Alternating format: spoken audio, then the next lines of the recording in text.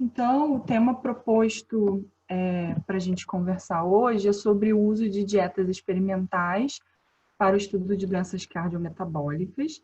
Então, primeiro, assim, eu queria dizer que esse é um tema que eu gosto bastante, né? Eu, de nenhuma forma, sou uma profunda entendedora desse tema, mas eu gosto dele bastante por causa da minha formação em nutrição, porque eu trabalhei durante a minha pós toda com dietas experimentais e modulando essas dietas. Então, eu tenho um fascínio, assim, por esse tema. Então, estou feliz de falar sobre ele hoje, né? E também que, na verdade, eu acabei fazendo, não duas alterações, assim, mas duas adaptações. A primeira é que a apresentação não vai ser tão longa, porque eu queria que a gente pudesse conversar um pouco, vocês tirassem as dúvidas de vocês, ou até contassem as experiências, porque eu sei que vários que estão aqui trabalham com dietas experimentais. E também, na verdade, eu vou passar assim por um contexto um pouco maior do que as dietas experimentais, quer dizer, vou contextualizar antes da gente chegar efetivamente nas dietas experimentais. Então, vou fazer um caminho até elas e aí eu espero que vocês gostem. Bom, então as doenças cardiometabólicas, né, são um conjunto de doenças nas quais a gente pode incluir as doenças cardiovasculares, o diabetes, o acidente vascular encefálico. Esses, digamos assim, são as três doenças centrais, né, quando a gente pensa em doenças cardiometabólicas. Mas é claro que elas são moduladas por diversos fatores de risco, sendo que alguns desses fatores de risco são, inclusive, outras doenças que a gente pode até colocar dentro das doenças cardiovasculares. Então, a gente tem a obesidade, o acúmulo de gordura visceral, o aumento da pressão arterial, o fumo, os poluentes ambientais, o sedentarismo e a dieta. Todos eles são fatores de risco, né, como eu disse, que podem levar ao desenvolvimento dessas doenças a longo prazo, mas se a gente for pensar de uma forma mais ampla, a própria obesidade, a própria hipertensão podem ser colocadas dentro dessas doenças cardiovasculares, e na verdade a gente pode pensar em várias outras também. Então, tem um componente hepático dessas doenças cardiometabólicas, e vários outros componentes, né? Tem um componente inflamatório também, então a gente sabe que essas doenças, a obesidade geram um estado inflamatório. Então, na verdade, isso é uma grande gama de doenças, né? A gente até fala um pouco em obesidade, suas comorbidades, fala em síndrome metabólica também, quando quer falar de várias dessas alterações. Então, digamos assim, que são várias caras, né? Para o mesmo conjunto de alterações, para o mesmo conjunto de doenças. E se eu comentei com vocês, então, que a dieta é um dos fatores que modula e que é fator de risco, né, para essas doenças cardiovasculares, é de se esperar que que a gente, modulando a dieta, a gente possa pensar em modelos experimentais dessas doenças cardiometabólicas, né? Então, óbvio, se é fator de risco, se modula em humanos, por que não a gente alterar essa dieta ou estudar essas dietas em modelos experimentais para estudar essas doenças? Então, a nossa fala, né, hoje é um pouco nesse sentido, então focando nas dietas como indutores e moduladores de todo esse quadro que eu comentei com vocês. Então, mas antes da gente passar para as dietas experimentais de fato, né, acredito que a gente também possa falar um pouco sobre os modelos experimentais que a gente tem. Então, a gente basicamente tem dois tipos de modelos experimentais. Aqueles modelos que envolvem manipulação genética, então envolvem deleção de um gene ou alteração dele.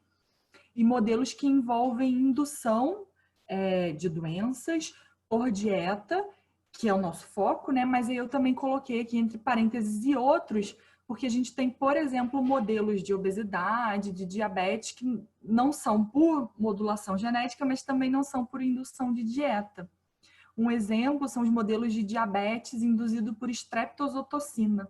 Esse nome gigantesco é uma droga, né, que quando injetada nos camundongos promove destruição das células pancreáticas.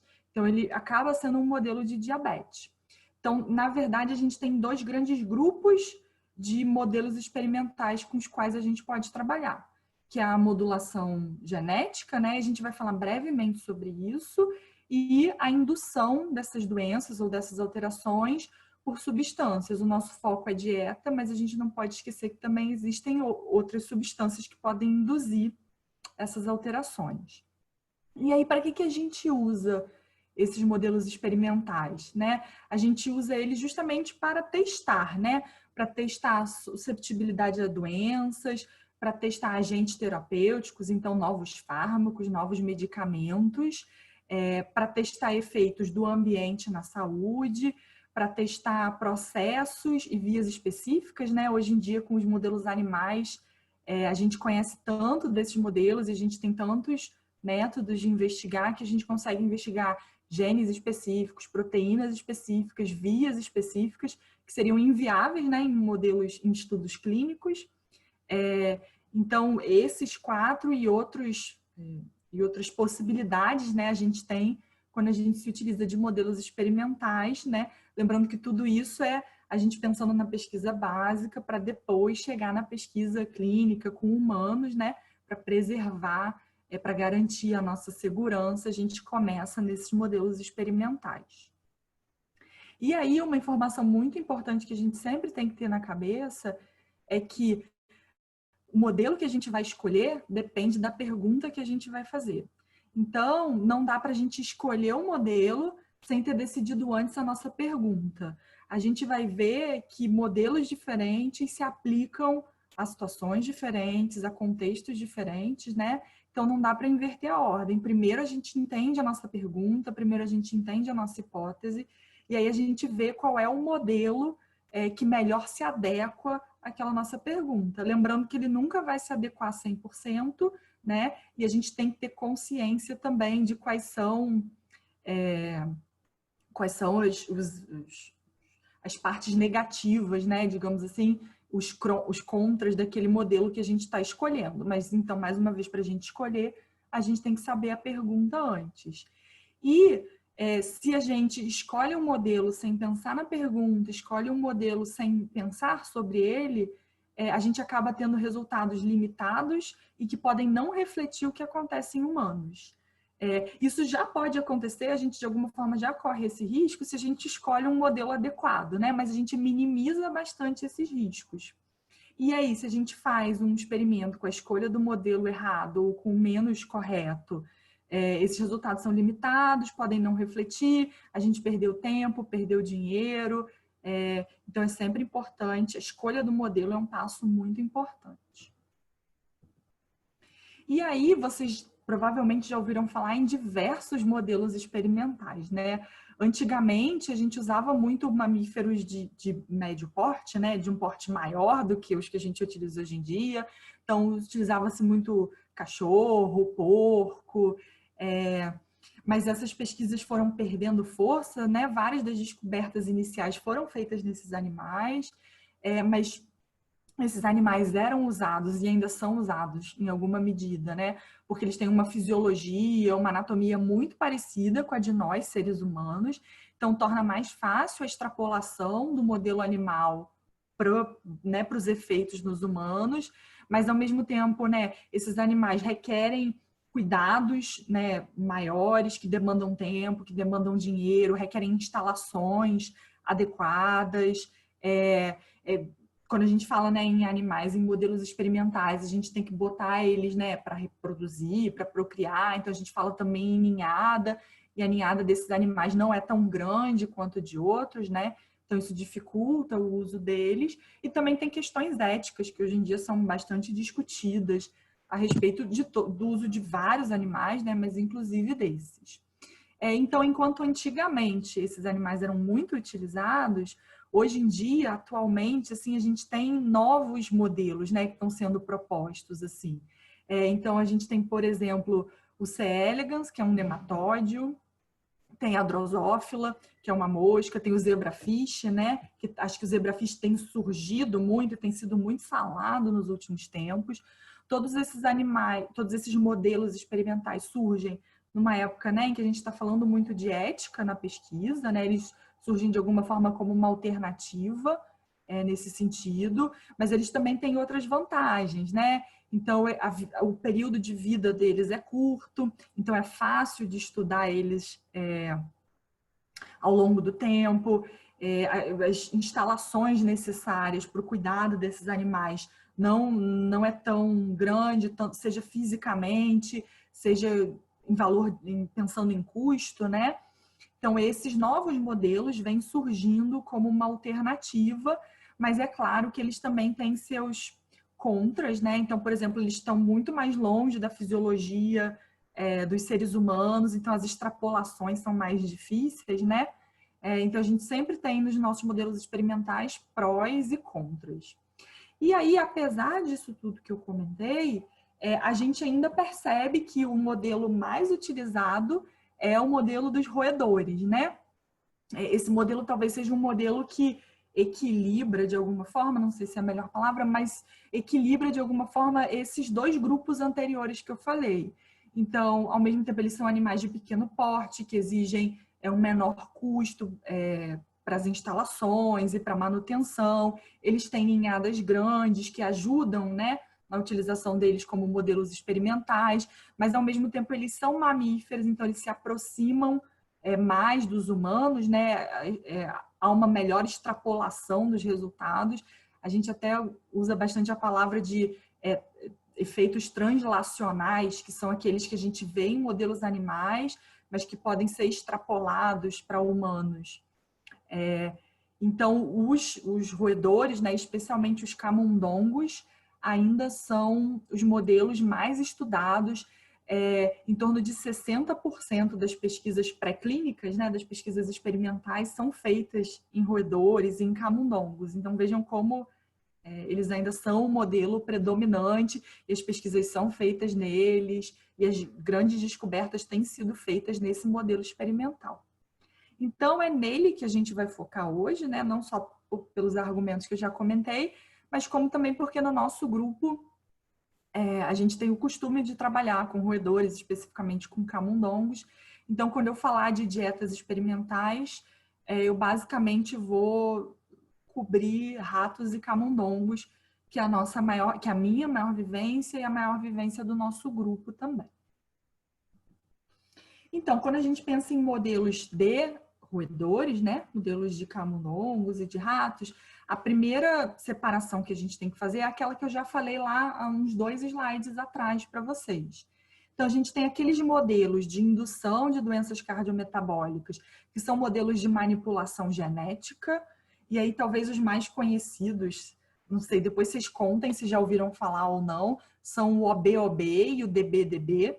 Eles dois são camundongos, na verdade, que têm questões, alterações, né, na leptina. A leptina é um hormônio da saciedade que foi descoberto algumas décadas atrás. E aí os camundongos OB-OB, eles não produzem uma forma ativa da leptina, então eles se tornam obesos, né, porque eles acabam o hormônio da saciedade, e os DB-DB, eles têm uma deficiência no receptor. Então eles têm leptina, mas essa leptina não entra nas células. Então o OB-OB é um modelo clássico de obesidade, né, modelo de manipulação genética, enquanto o DB-DB ele tem uma obesidade menos expressiva, mas ele desenvolve muito um diabetes, né? Então, eles são modelos dessas doenças cardiometabólicas.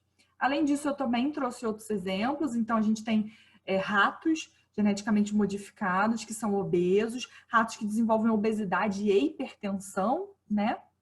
Então, pensando não só na obesidade, nas doenças metabólicas, mas também nas doenças cardiometabólicas. Então, esses são alguns exemplos de modelos genéticos. E, por outro lado, a gente tem os modelos de camundongos e ratos que desenvolvem essas doenças quando essas doenças são induzidas por uma dieta. E aí, quando a gente fala nesses modelos e nessas dietas experimentais, nessa indução por dieta, alguns fatores têm que ser levados em consideração. O primeiro deles é que a gente tem cepas de ratos e de camundongos que são inbred e outbred. Né, em inglês, na verdade. O que é um inbred? É um animal que ele foi acasalado com parentes, né, com familiares. O que isso gera? Gera uma menor diversidade genética, né? Então, aqueles animais têm um material genético muito similar. De forma oposta, aqueles que são outbred são aqueles animais que são acasalados fora de suas famílias. Logo, eles têm uma maior variabilidade dentro do seu DNA. O que isso significa e por que isso tem que ser considerado? Lembrando sempre, né, que a gente comentou lá no começo, que a pergunta determina a escolha do modelo. Então, por exemplo, se eu quero estudar obesidade ou obesidade, diabetes, alguma doença cardiometabólica nesse sentido, talvez eu possa usar simplesmente um camundongo C57 Black 6, que a gente chama intimamente de Black, né? Porque eu quero estudar obesidade e eles vão responder bem a uma dieta que induza a obesidade, porque eles têm um material genético parecido, então todos eles vão meio que caminhar mais ou menos na mesma linha. Embora na prática a gente veja que nem sempre isso se confirma, mas em teoria, de uma forma geral, eles vão caminhar mais ou menos na mesma linha. Por outro lado, por exemplo, se eu quero estudar resistência à obesidade, que é uma realidade, né, para os humanos e para os animais, talvez eu use uma linhagem outbred, eu use um camundongo suíço, que é outro que a gente usa no nosso grupo também, e aí eu vou ter uma variabilidade maior. Eu posso escolher utilizar aqueles que desenvolveram obesidade, por exemplo, para estudar aqueles que são suscetíveis, né, são mais sensíveis ao desenvolvimento da obesidade, ou eu posso escolher aqueles que ficaram resistentes, porque eu quero estudar os resistentes. Então, a minha pergunta vai determinar que tipo de camundongo ou de rato eu vou escolher. E aí eu trouxe outros exemplos, né? O black e o suíço são exemplos de camundongos, mas a gente também tem exemplos de ratos que são outbred, como esses três, o Spraguedale, o Worcester e o Long Evans. São exemplos de cepas de ratos que também são outbred. E lembrando que se a gente está usando uma cepa, né, que não é acasalada, que tem maior variabilidade genética, a gente vai ter uma maior variabilidade nos nossos resultados e talvez tenha que considerar também um N maior para a gente entender melhor o que está acontecendo naquela população. Outro fator importante que a gente precisa considerar quando vai escolher um modelo de indução por dieta é se a gente está trabalhando com machos versus fêmeas. Desculpa que ficou um VC ali, mas era VS. Se a gente está trabalhando com macho ou com fêmea, né? Porque os machos tendem a responder melhor a essas dietas e ao desenvolvimento de obesidade, diabetes, hipertensão, etc. Enquanto as fêmeas têm uma proteção maior, né? Uma parte disso a gente sabe que é por conta dos hormônios femininos, né? Que dão uma certa proteção, especialmente proteção cardiovascular. Então, a gente tem que levar isso em consideração também quando a gente vai escolher. Por exemplo, se eu quiser trabalhar com fêmeas, eu tenho que considerar que talvez elas respondam menos àquela dieta, ou se eu escolher, dependendo da minha pergunta, eu posso escolher trabalhar com fêmeas que tenham entrado na menopausa ou que tenham uma menopausa induzida por cirurgia, né? E aí, de alguma forma, ela vai ter menos essa proteção dos hormônios, e aí esses efeitos vão ser mais evidentes. Então, todos esses fatores também precisam ser considerados. E por último, quando a gente vai pensar num modelo dessas doenças induzidas por dieta, a gente tem que pensar na idade dos animais. Não só na idade né, que eles estão durante o desenvolvimento do experimento. Então, por exemplo, a gente sabe que animais mais velhos, assim como os humanos, vão acumular mais gordura, vão diminuir a quantidade de massa magra, vão ter alterações metabólicas. Então, a gente tem que considerar isso. Isso é importante para a nossa pergunta. Eu preciso de camundongos jovens, ali entre 3 e 4 meses, porque eu quero olhar o metabolismo deles quando eles estão entrando, quando eles são jovens. Ou eu quero olhar mais para o envelhecimento, porque eu quero fazer alguma extrapolação para o envelhecimento em humanos. E aí eu já vou pegar animais um pouco mais velhos. Não só considerar a idade em que eles estão, mas também considerar a idade em que essa indução, né, de alguma alteração foi feita. Então, hoje em dia, a gente sabe que quando a gente começa, por exemplo, a indução da obesidade com uma dieta rica em lipídio antes de 8 semanas, que é quando eles atingem a maturidade sexual deles, né? Eles, digamos assim, entre aspas, saem da adolescência e viram adultos. Se a gente começa essa dieta de indução da obesidade antes desse tempo, eles não ficam tão obesos, eles respondem menos. Então, a gente tem que pensar, é isso que a gente vê, que a gente quer ver? A gente quer pegar essa fase da adolescência, entre aspas, que eles estão respondendo menos ou não? Então, isso também vai determinar quando é que a gente começa a indução dessas alterações. Então, tudo isso a gente tem que ter em mente quando vai pensar no nosso modelo experimental e na nossa dieta experimental. E só lembrando, então, que a gente vai focar, né? Então, essa foi a minha última fala sobre os modelos genéticos. E aí a gente vai focar agora nessas dietas experimentais para indução de doenças cardiometabólicas. Antes da gente entrar e eu começar a falar de algumas dietas experimentais de indução, a gente não pode deixar de conhecer, e do laboratório de onde eu e Carol viemos, assim, isso é falado com bastante frequência, com bastante força também, porque quando a gente fala em alimentação, em nutrição, né, pelo menos em humanos, a gente sempre tem recomendações e tem valores que a gente deve seguir, valores que representam saúde ou representam doença, e a mesma coisa funciona para os roedores. Então, quando a gente pensa numa modulação de uma dieta para roedores, a gente não está tirando essa dieta do nada, né? Então, a gente tem uma base, a gente tem uma recomendação de base para esses roedores, que a gente chama de AIN 93. Então, é um conjunto de especialistas que se reuniu e fez uma recomendação de como deve ser uma dieta padrão para manutenção das atividades dos roedores, para manutenção da saúde dos roedores. Essa tabelinha que eu trouxe para vocês aqui é a IN 93M. M significa manutenção, porque é para roedores, né, adultos. Mas a gente tem uma outra IN 93 também, que é para roedores, desculpa, em situações específicas de alta demanda. Então, para roedores que estão gestando, né, estão grávidas, ou para roedores que acabaram de nascer naquele período de infância e adolescência que eu comentei com vocês. Então, existem períodos especiais, mas essa recomendação é a recomendação geral. E aí vocês vejam que tem aí fonte, né, de carboidrato, de lipídios e de proteínas. E aí eu vou chamar a atenção aqui, ó, de que a IN fala, né, na fonte do carboidrato. Então, é basicamente amido de milho, que é um carboidrato complexo, e tem um pouco de açúcar na composição da IN 93. Depois a gente vai falar o porquê disso aqui.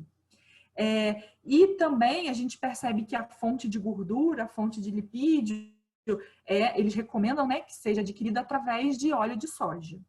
Então, isso é uma recomendação, e acho que então vocês já entenderam que tudo que a gente manipular de dieta experimental para induzir obesidade, hipertensão, diabetes, doenças cardiovasculares, etc., a gente vai modular a partir dessas recomendações, né? Então, vai ser alguma coisa diferente, alguma coisa a mais ou alguma coisa a menos a partir dessas recomendações da IN.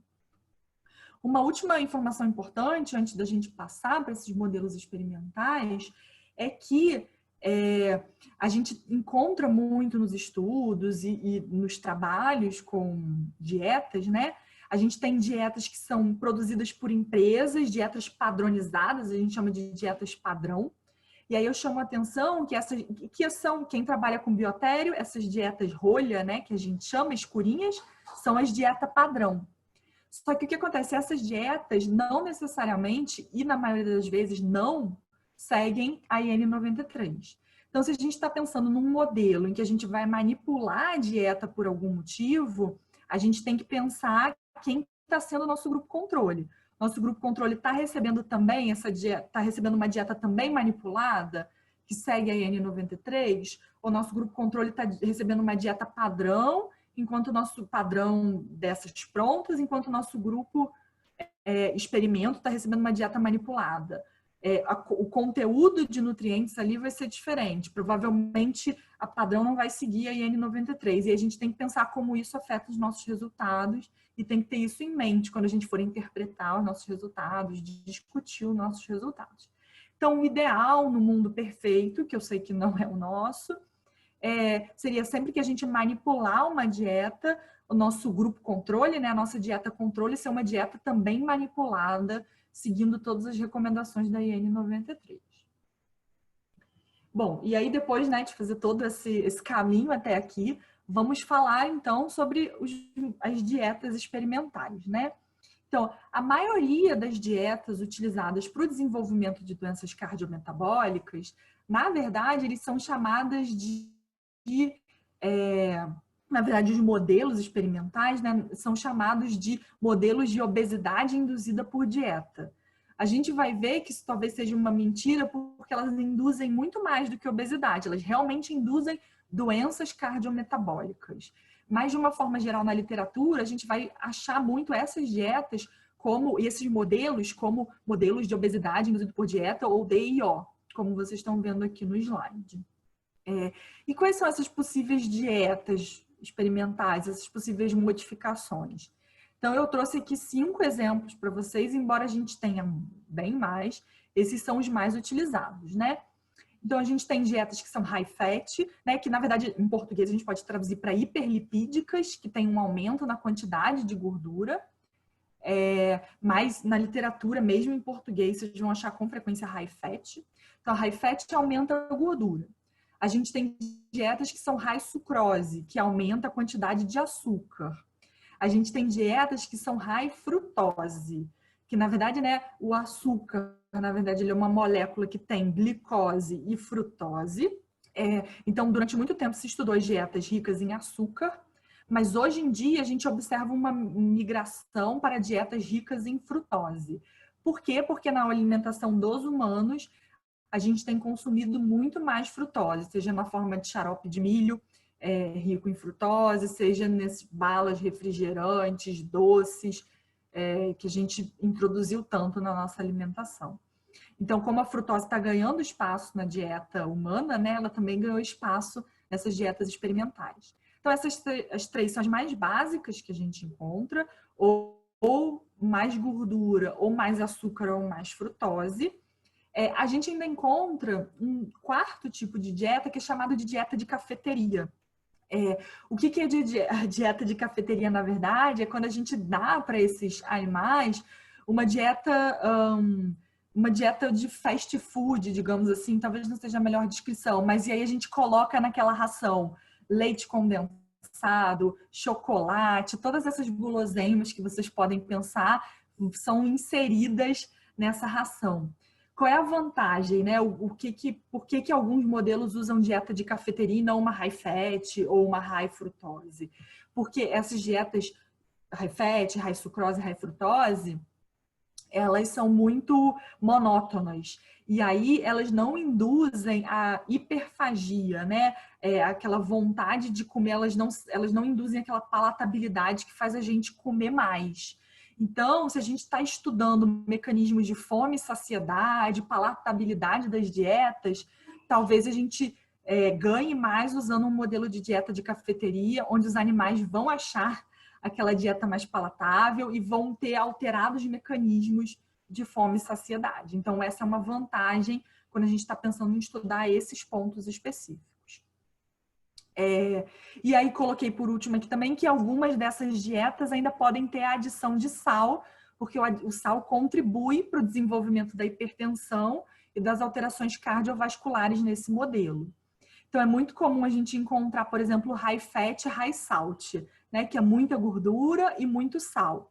Assim como é comum também a gente encontrar high fat, high sucrose, que é muito açúcar e muito lipídio. Então, apesar de eu ter trazido essas 5, né, 3, mas essas 2 opções em separados, muitas vezes vocês vão encontrar nos estudos elas em conjunto, moduladas ou combinadas de alguma forma. Um ponto importante que a gente não vai se deter porque não vai dar tempo, mas é sobre que essas dietas, esses modelos de indução de obesidade, hoje em dia, a gente também fala em mecanismos epigenéticos que são afetados por esses modelos, né? Então, não é que há mutação no DNA, mas há alterações, por exemplo, em estonas, em outras regiões, que vão afetar de alguma forma esse DNA e aí vão programar esses indivíduos, né? Então, esse é um outro campo de estudo, a gente não vai falar aqui, mas também tem se estudado muito isso atualmente, né? E aí, para a gente sempre ter em mente que essas dietas experimentais, né? Esses modelos experimentais demandam tempo e dinheiro, as dietas são caras, e geralmente tem que ficar no biotério, né? 4, 5, 6 meses com esses animais na indução dessas dietas, e que os resultados podem ser influenciados por vários fatores, bem como a sua interpretação e o seu valor translacional, né? Ou seja, de passar para o animal para os humanos. Então, como um pouco que a gente falou anteriormente, então, isso tem que sempre ficar em mente. E aí vamos falar brevemente das 3 primeiras que a gente comentou. Então, uma dieta high fat que tem adição de lipídio. Geralmente a gente, né, coloca lá na dieta de 40% a 60% de lipídio. Geralmente esse lipídio é de origem animal, geralmente banha de porco, que é gordura saturada. E aí, o que essa dieta high fat promove? Aumento da massa corporal, hipertrofia do adipócito, né? Então, maior adiposidade, resistência à insulina, hipertrigliceridemia, aumento do triglicerídeo, esteatose hepática, inflamação e até, dependendo do tempo e da quantidade, aumento da pressão arterial. Então, vejam que esse modelo representa bem um modelo de síndrome metabólica ou de doenças cardiometabólicas, né?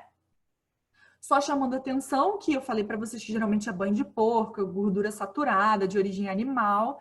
Lembrando que high fats com tipos diferentes de gordura podem não promover esse mesmo fenótipo que eu contei para vocês. E aí existe uma gama de estudos falando sobre modulação de lipídios e esses efeitos ou não sobre as doenças cardiometabólicas. O segundo modelo, então, é um de high sucrose, né? High sacarose, muito açúcar. Esse açúcar pode ser adicionado na água ou na ração, geralmente é na ração, com uma adição de até 30%. E aí esse é um modelo que vai induzir, né, resistência à insulina, hipertrigliceridemia, esteatose hepática, inflamação. Mas esse é um modelo que a gente ainda não sabe muito bem, ou não tem consenso se ele vai induzir aumento da massa corporal e hipertrofia do adipócito. Então, se a gente estiver estudando, por exemplo, né, a massa corporal, a adiposidade for um fator importante, talvez esse não seja o melhor modelo. Muito similar são os modelos ricos em frutose, né? Então, a frutose pode ser adicionada na água, inclusive no nosso grupo, né, a gente trabalha com frutose adicionada na água, de 10%, 20%, e aí quando a gente fala de frutose adicionada na ração, a gente chega a 60%, 50%, 60%. Lembrando lá da IN, né? Que a IN prevê açúcar, sacarose, mas prevê em baixas quantidades, então a gente pode aumentar, e ela, na verdade, não prevê frutose na sua forma livre. Então, a gente adiciona frutose nesses modelos experimentais. E aí, com a adição de frutose, a gente tem, de novo, resistência à insulina, hipertrigliceridemia, esteatose hepática, inflamação, muito parecido com a sacarose, mas agora a frutose também induz alterações cardiovasculares, induz aumento da pressão arterial.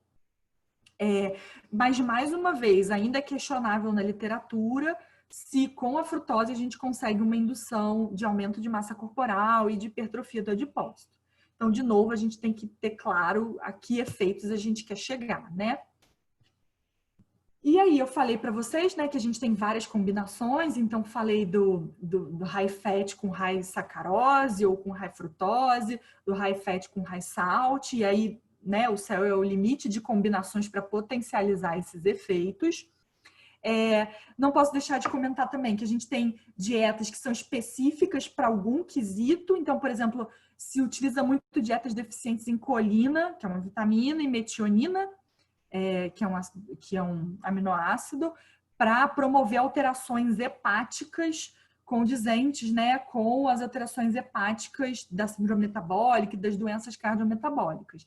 Mas esse modelo não vem acompanhado, por exemplo, de aumento de massa corporal, de resistência à insulina. Então, é um modelo mais específico para estudar o fígado. Dependendo da sua pergunta, ele é um modelo válido. E a gente ainda tem modelos de dietas aterogênicas, né? Então, dietas que vão mexer bastante no sistema cardiovascular, no perfil lipídico e na formação de placa de ateroma. Essas dietas geralmente são dietas que colocam colesterol, né? na composição e também ácido cólico. E aí eu vou chamar a atenção para essa dieta para o gancho do nosso último slide, antes da gente terminar, que vai falar um pouquinho sobre isso. Então, vocês viram que até agora eu falei bastante de massa corporal, na verdade eu falei bastante de doenças metabólicas, né? Massa corporal, adiposidade, resistência à insulina, hipertrigliceridemia, falei um pouco de fígado e das manifestações hepáticas, mas tirando o aumento da pressão arterial, né, eu falei pouco das doenças, das alterações cardiovasculares, e afinal de contas a gente está falando de modelos de doenças cardiometabólicas, né? Então, geralmente com esses modelos, né, com essas dietas a médio e longo prazo, com alterações de inflamação, alterações de pressão arterial, alterações de adiposidade, resistência à insulina, a gente acaba induzindo nesses animais também hipertrofia do ventrículo esquerdo, remodelamento do miocárdio, do tecido cardíaco, remodelamento dos vasos sanguíneos, né? Tudo isso condizente com o que acontece em humanos, mas tem uma informação importante que a gente precisa ter em mente. Os roedores, eles têm diferenças no metabolismo lipídico, né? Então, na verdade, eles não têm uma enzima que transporta triglicerídeo e colesterol das lipoproteínas. Isso acaba fazendo com que uma das alterações seja que eles tenham um alto HDL, que é diferente dos humanos, né? Então, a gente tem muito LDL, que é maléfico, né? E o nosso objetivo sempre é aumentar o nosso HDL. Já os roedores, por natureza, eles já têm um HDL aumentado. Então, estudar metabolismo lipídico, estudar essas alterações cardiovasculares, tem que ser feito com cautela, entendendo o modelo, né? Não só a diferença no metabolismo lipídico, mas tem diferença também na anatomia e na fisiologia do sistema cardiovascular. Então, a túnica íntima dos roedores é diferente da dos humanos. Isso promove uma dificuldade na formação de placas aterogênicas. As placas têm uma configuração diferente, uma localização diferente nas de humano. Então, tudo isso limita essa parte desse estudo. No slide anterior, eu falei para vocês que existem dietas aterogênicas, né, que vão induzir, que vão facilitar essas alterações e essa formação de placas. Mas, ao mesmo tempo, a gente tem que levar em conta que esse talvez não seja um modelo tão bom para se estudar por todas essas limitações. A gente estuda o coração, estuda alterações nos vasos, mas existe essa limitação quando a gente pensa naquele quesito translacional, de passar dos animais para os humanos. Então, era isso um pouco que eu queria conversar com vocês. Vejam se vocês têm dúvidas ou comentários. E aí eu sei que acho que todos que estão assistindo aí me conhecem, mas se alguém tiver e não tiver meu e-mail ainda, alguma coisa assim, muito obrigada.